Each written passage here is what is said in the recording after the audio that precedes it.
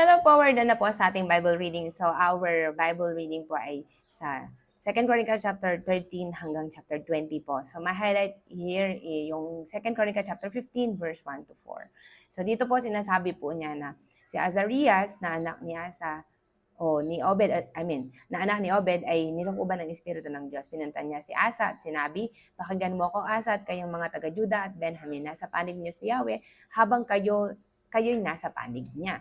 Matatagpuan niyo siya kung siya inyong hahanapin, ngunit kung itatakwil niyo siya, itatakwil din niya kayo. Matagal nang hindi sumasamba sa tunay na Diyos ang Israel, wala pa rin natuturo at wala rin kautusan. Ngunit nang dumating sila sa kagipitan, humingi sila ng tulong kay Yahweh, ang Diyos ng Israel. Siya'y kanilang hinanap at kanilang natagpuan. So makita po natin dito na ang Diyos ay panig sa atin kung tayo ay panig sa Kanya, papanig sa Kanya. Kailangan nyo malaman to, may Diyos. Amen? And then, kapag hinanap mo siya, siya inyong matatagpuan. Siya ating matatagpuan. At kung tatakwil po natin siya sa buhay natin, which is hindi dapat dahil siya ang Diyos na lumalang sa atin, itatakwil din niya tayo.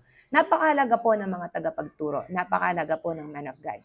Dahil kung walang magtuturo, hindi po natin malalaman na meron Diyos at kailangan nating sumamba sa buhay na Diyos.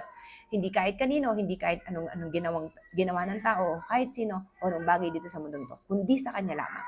At napakahalaga po, no, na meron tayong kaalaman na ang Diyos ay kailangan po natin sa buhay natin. Ngunit ang mahirap po, pag nagkaroon na ng kagipitan, dun pa lang natin siya nakikilala. So I hope po nagkaroon po tayo ng kamulatan, kaunawaan ngayon na kailangan natin ng Diyos. Kung dumating man tayo sa kagipitan, ay kailangan natin pong malaman na tumawag tayo sa Diyos. Maaaring inalaw ng Diyos yan para makilala mo siya sa buhay mo. God bless po.